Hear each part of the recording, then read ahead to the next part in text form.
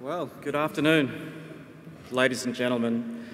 Lorraine, thank you very much for those kind words. I hope I can resemble something of my calm self up here. It's such an esteemed venue, and participants to the Melbourne Mining Club.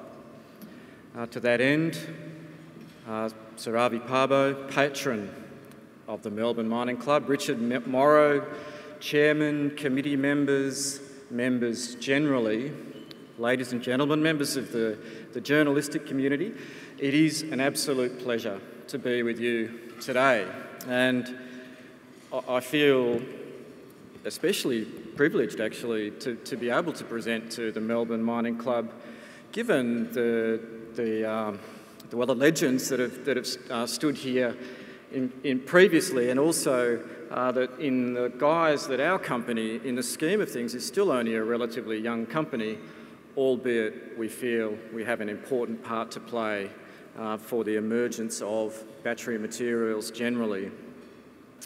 Of those people that have presented prior to me, and this is a theme I might come back to a couple of times, good friends, colleagues, people that I've worked with historically, and the people theme is something that I would like to address during the course of my presentation.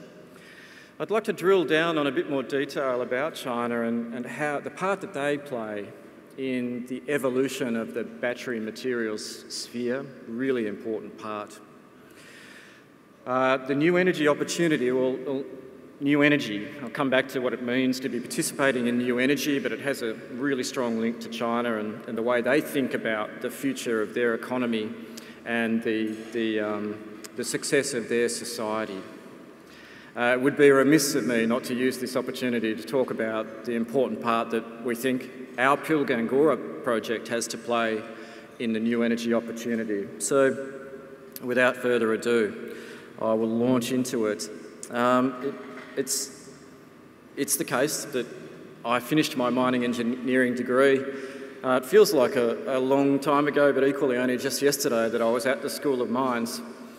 And a couple of my contemporaries at that time have presented at the Melbourne Mining Club in the intervening period. So David Flanagan, a very good friend and in some respects a mentor of mine, worked with him at Atlas Iron, and he presented here in 2010.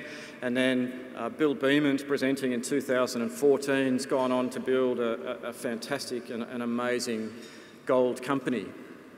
And here we are with little old Pilbara Minerals. The people theme is something that I would like to keep coming back to. In David, in Bill, you have amazing advocates for the mining industry. And they'll play both sides of the coin. They'll play the side that says the industry is challenged and we have to find a path that's going to ensure the sustainability of our business. And actually, at the time that David presented here, the industry was in the throes of battling the mineral resources rent tax. You know, a pitched battle with government to find a solution to perceived economic woes at the time. And David, to his credit, was prepared to stand up and stand up for our industry and ultimately deliver a better outcome. And then more recently, Bill, in a similar vein, the industry in Western Australia perceived to be under attack from the West Australian government, in that case relating to an increase in the gold royalty rate. And again, another example where Bill was prepared to stand up, be front and centre and defend what he felt was the right result for the industry. And it's full credit to them, David and Bill and many others, for doing exactly the same over time. The challenge for the industry as a whole, though, is that we then ultimately get characterised by the nature of the battle. And we might look as though we come across as attack dogs. And the challenge for the industry, it's an age-old challenge, I don't pretend that we can solve it overnight, is that we need to continue to build trust in the bank. And we need the the general public to understand what it is that we do, but even more importantly, why we do it. And it's with that frame in mind, I'd like to share a bit more about the people piece and the way that we think about it in Pilbara Minerals. And I hope it presents, if you like, or crystallises an alternate view about how the industry can present itself in the public domain. So many of you would be familiar with Simon Sinek, and if you haven't seen his presentation on the why, I'd encourage you to go away and have a look at it, because it really is an eye-opener about the way we think about what it is that we do. So the mining industry is very good at telling people what we do. It's very good at telling people how we do it. And then we might talk a little bit about why we do it.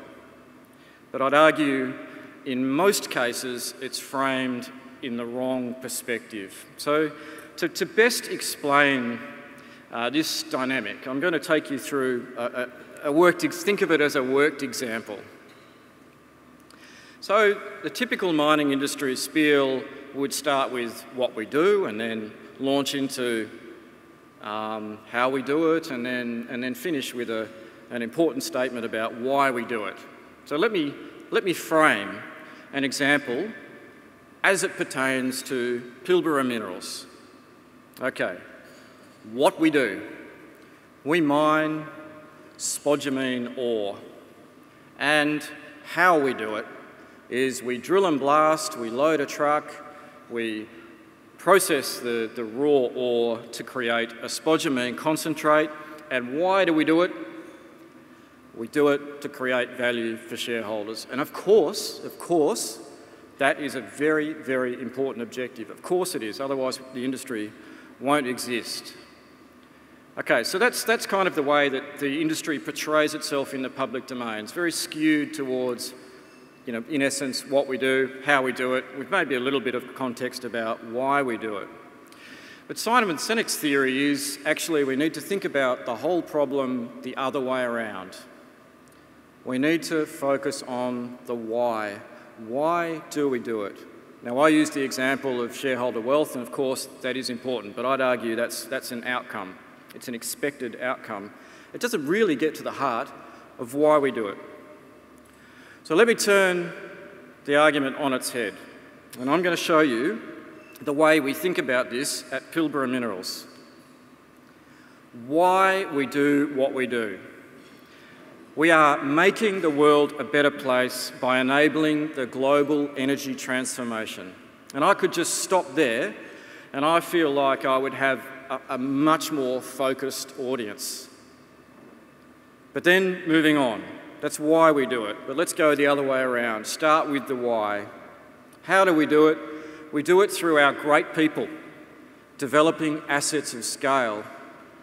And what do?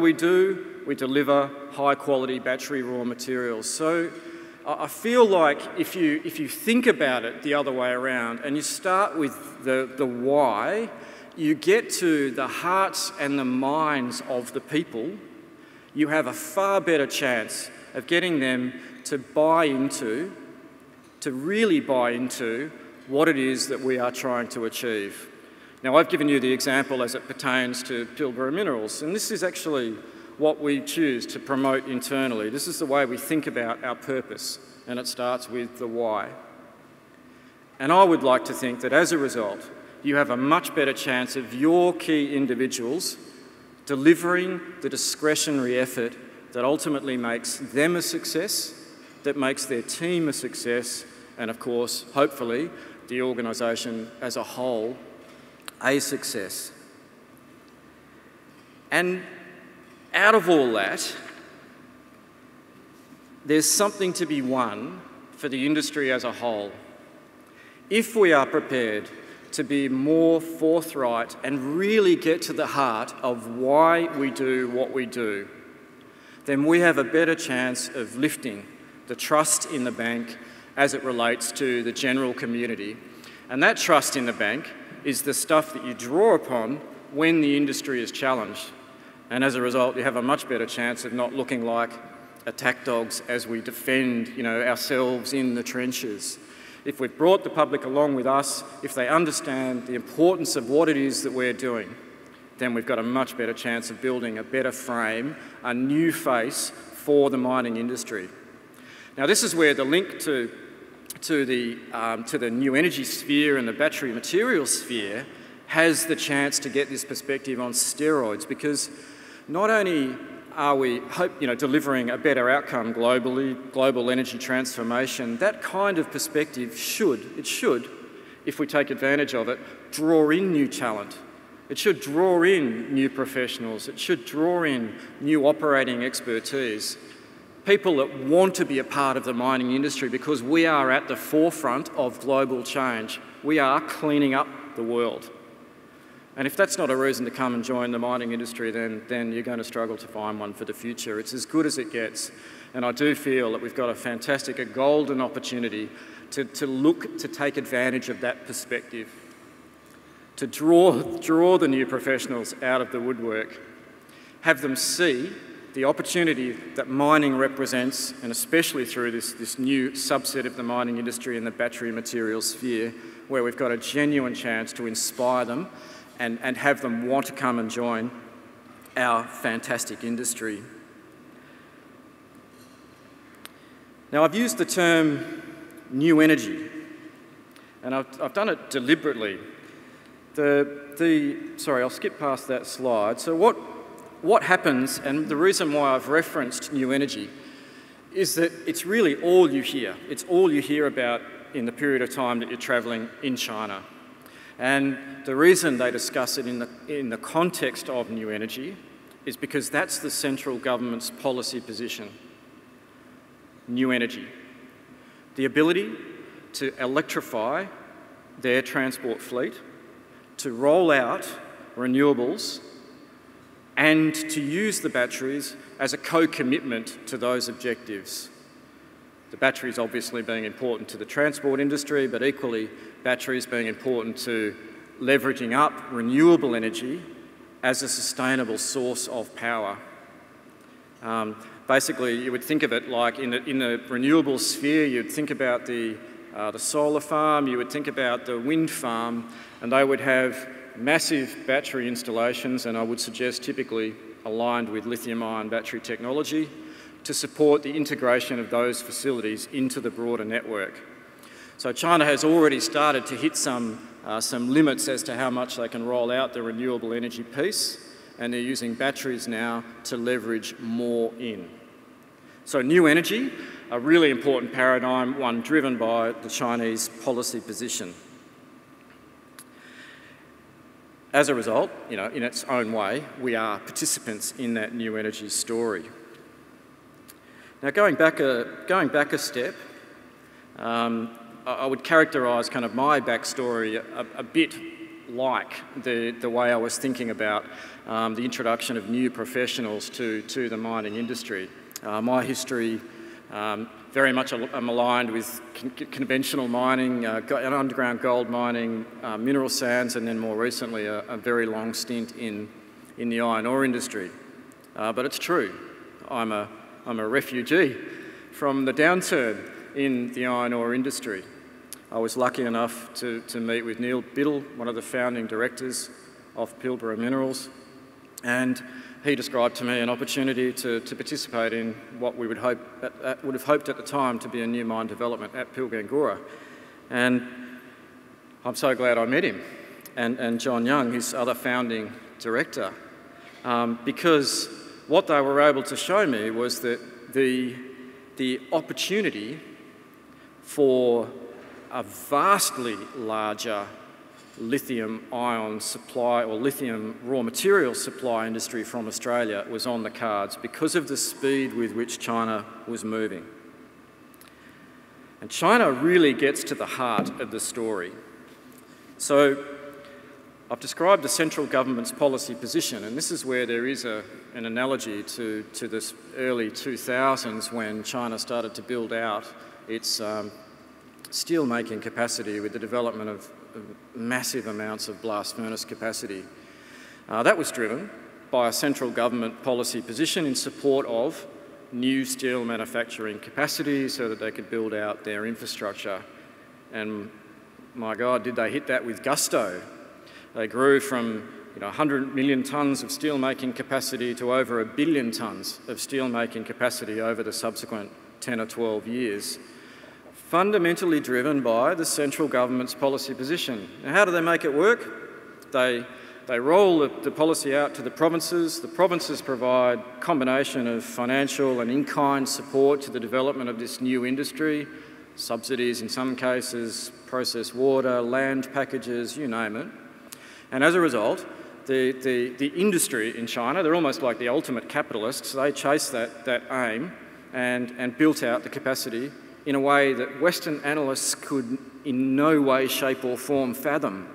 There was nobody who really understood or got it right when we thought about how quickly China could build out its steel-making capacity.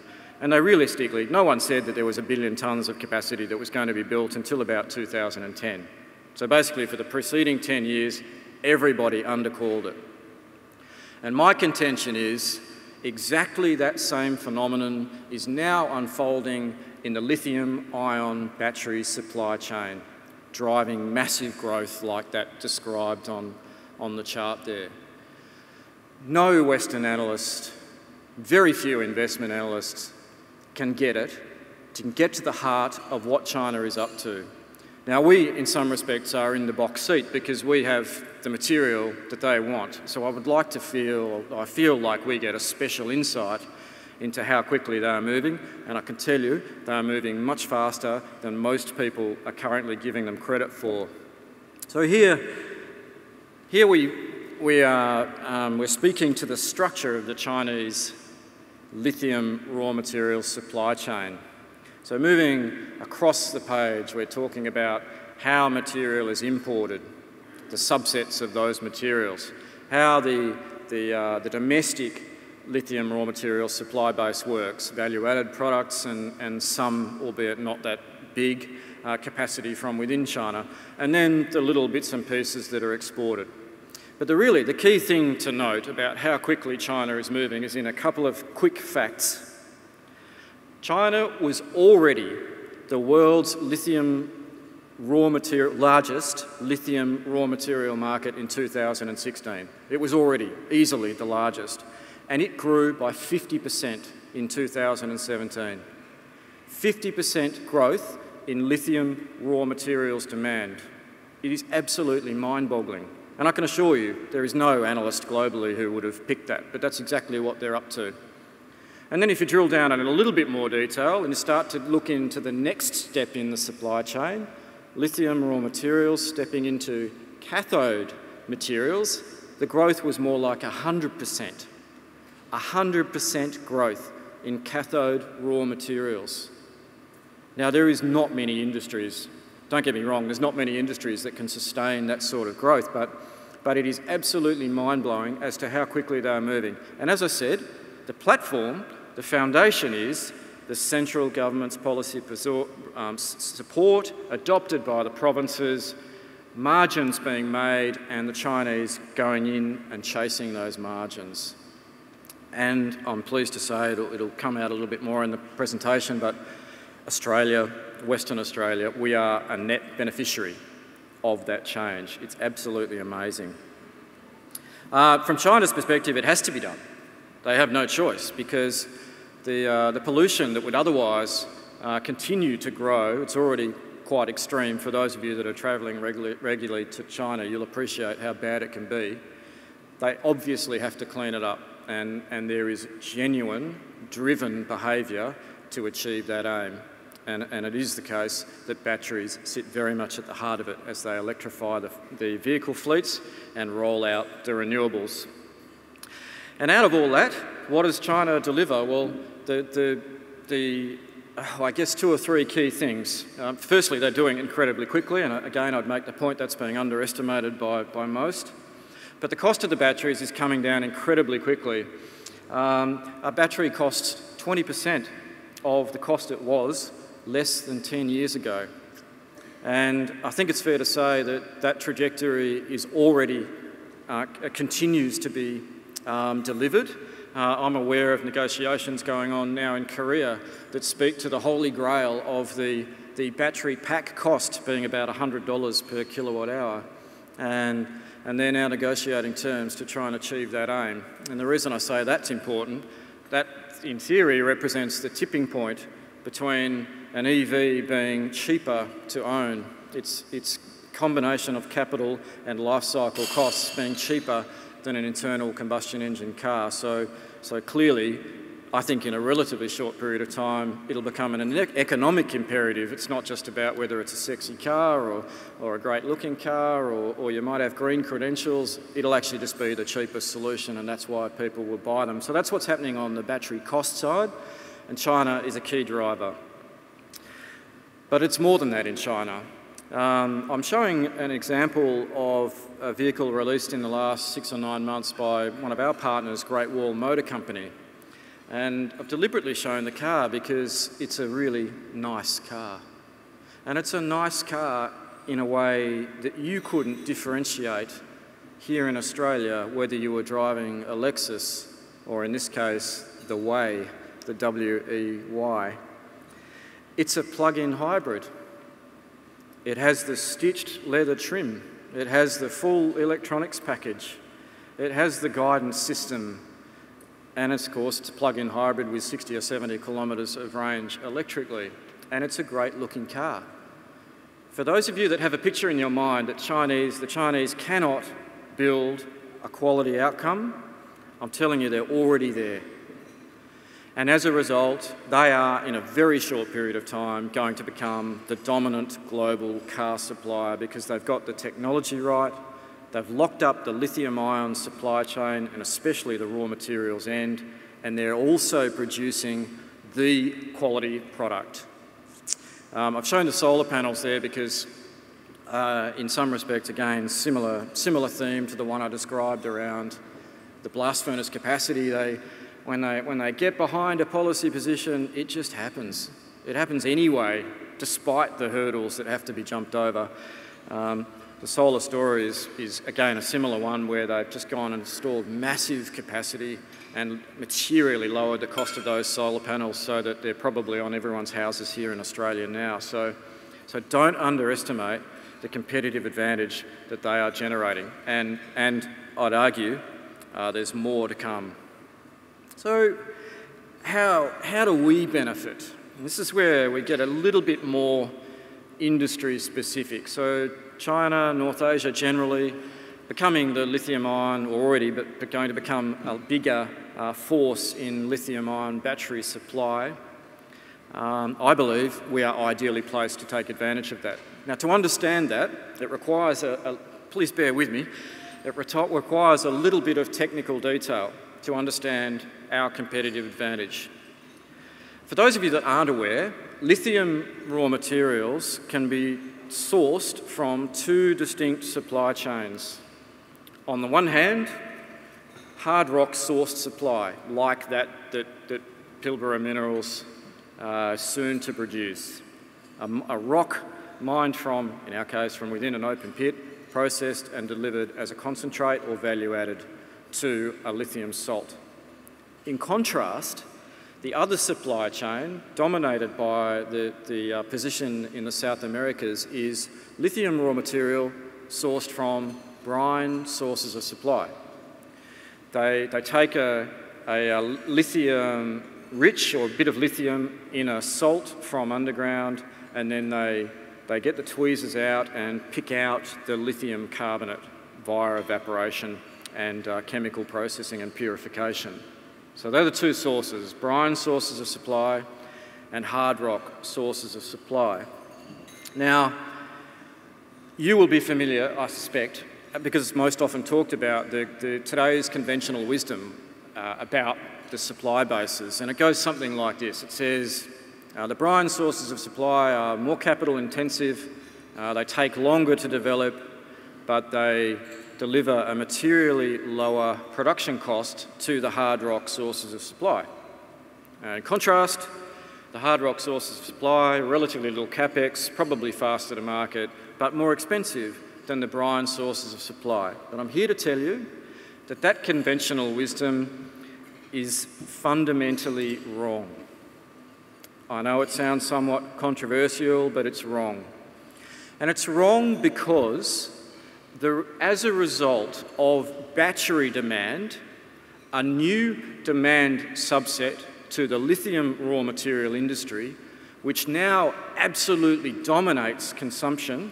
It's gone from sort of the low 10% of demand, even as recently as 5 years ago, to about 60% of the demand base today, and continuing to go through the roof until it'll easily dominate. It'll be 90% of the demand base.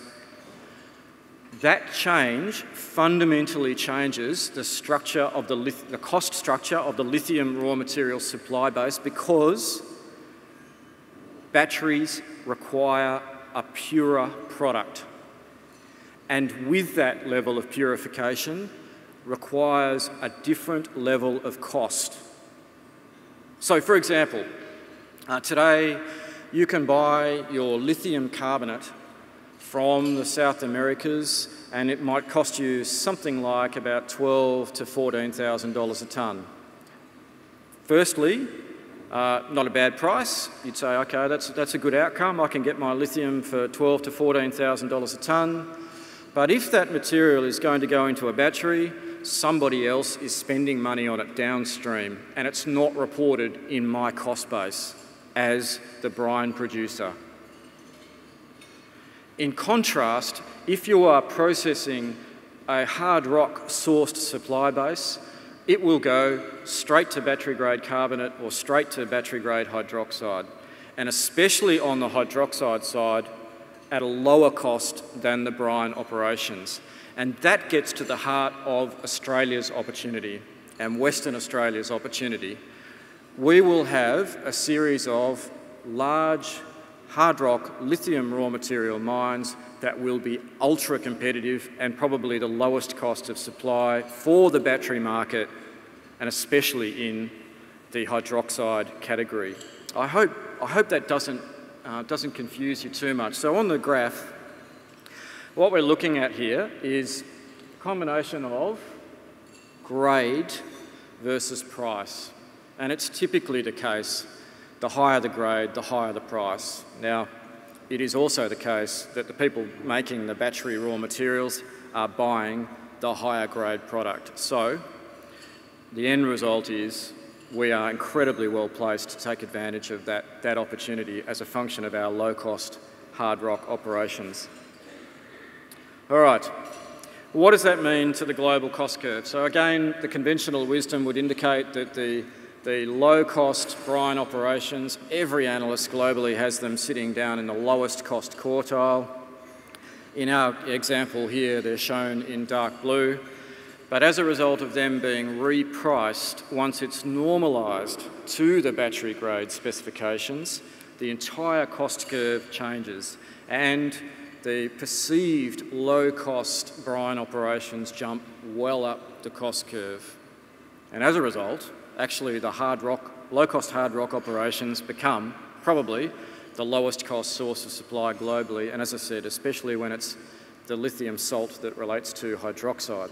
So I hope all of that makes sense to you. So our opportunity, well, it's already happening. New mines either being explored, developed, or in certain circumstances commissioned over the course of the last couple of years. So the big mines like Pilbara, Wodgina, over time Kidman Resources, and then of course the historical mainstay being the Greenbushes operation in the southwest of Western Australia. Each of these projects will be amongst the largest mines in lithium raw materials globally, and we just have this incredible endowment, especially in Western Australia, that we're able to take advantage of to meet the market's demands.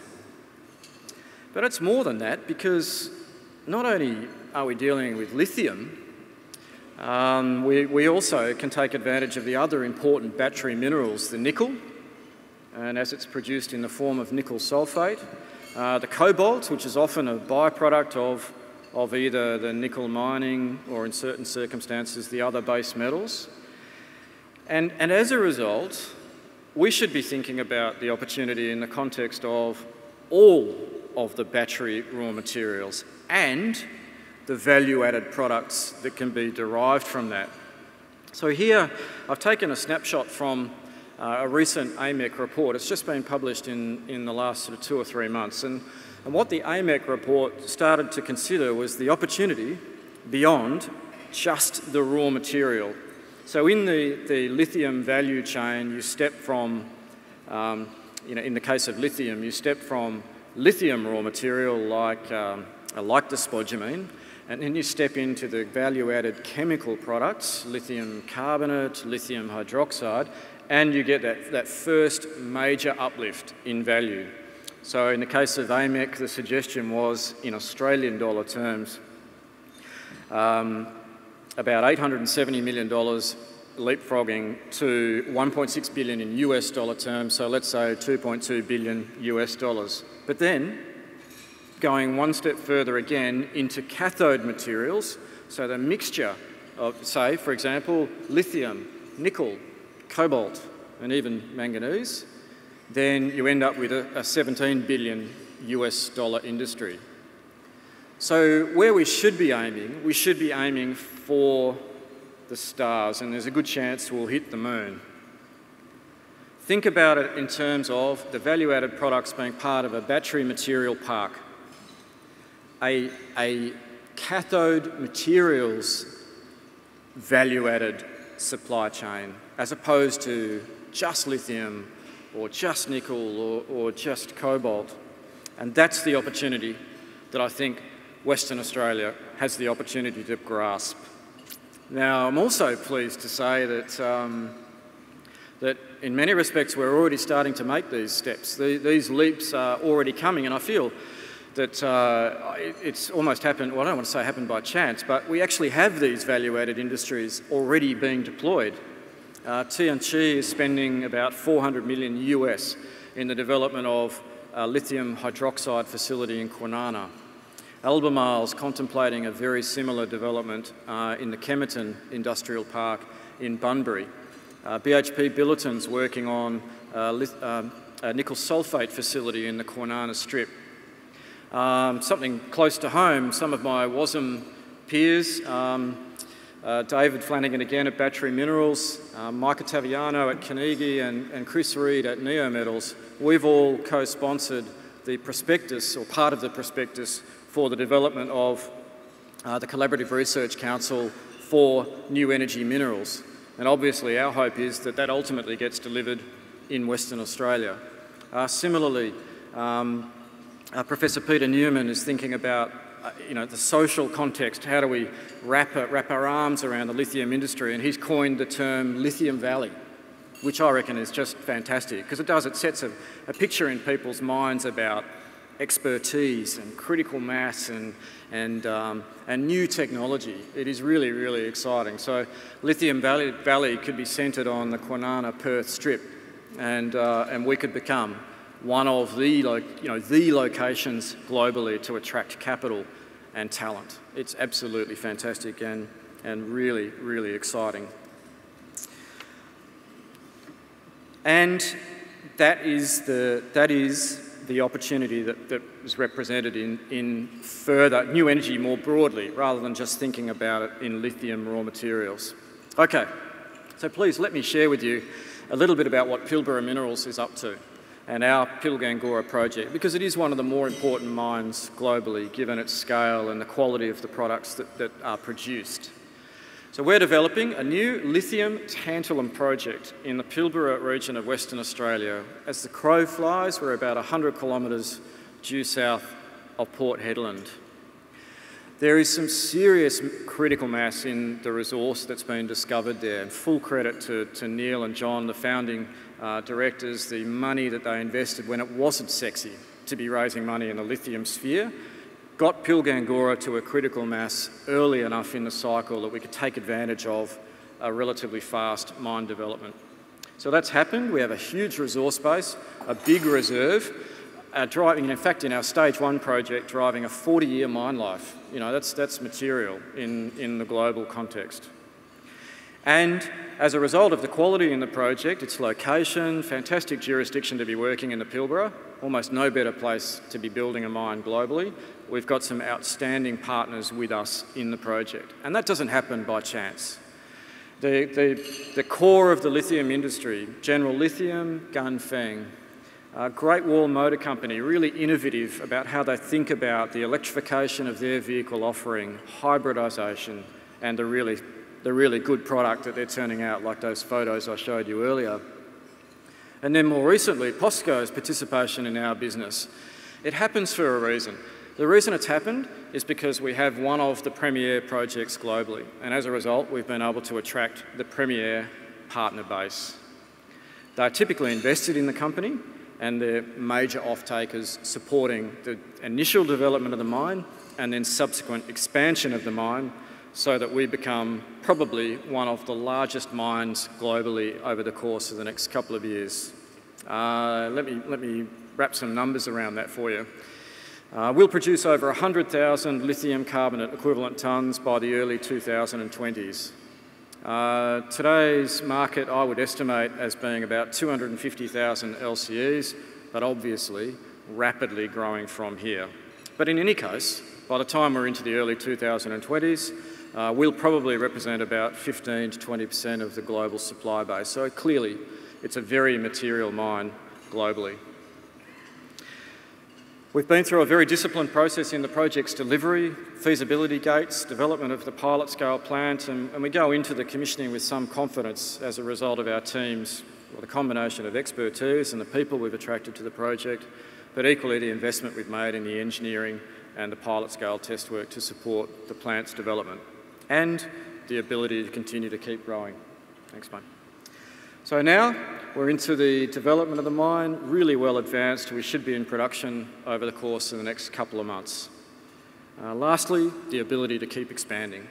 A huge resource, massive endowment, and as a result, as I said, we'll become one of the biggest mines globally. So, in summary, at Pilbara Minerals, we feel we have an important part to play in the emergence of the new battery materials sphere, or in the China speak, new energy play.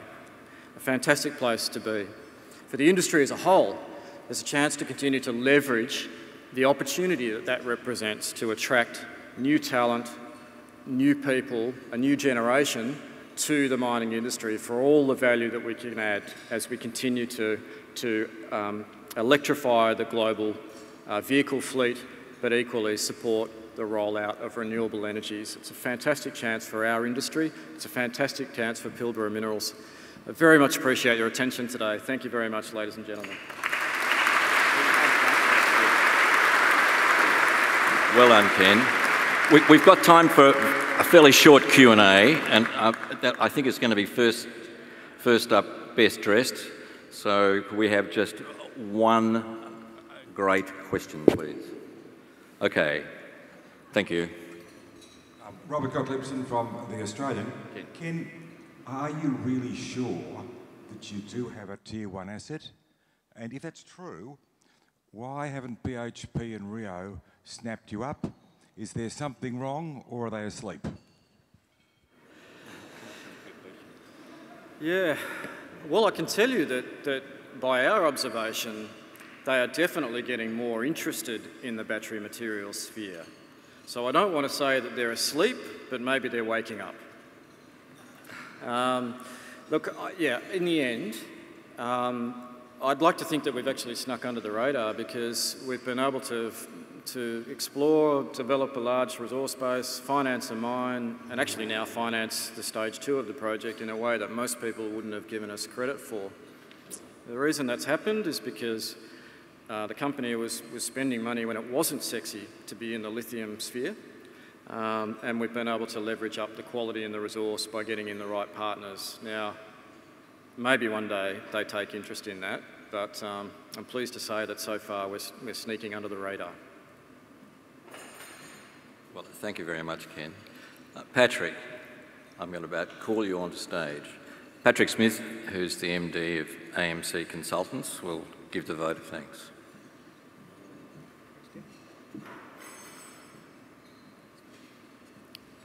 Thank you, Ken.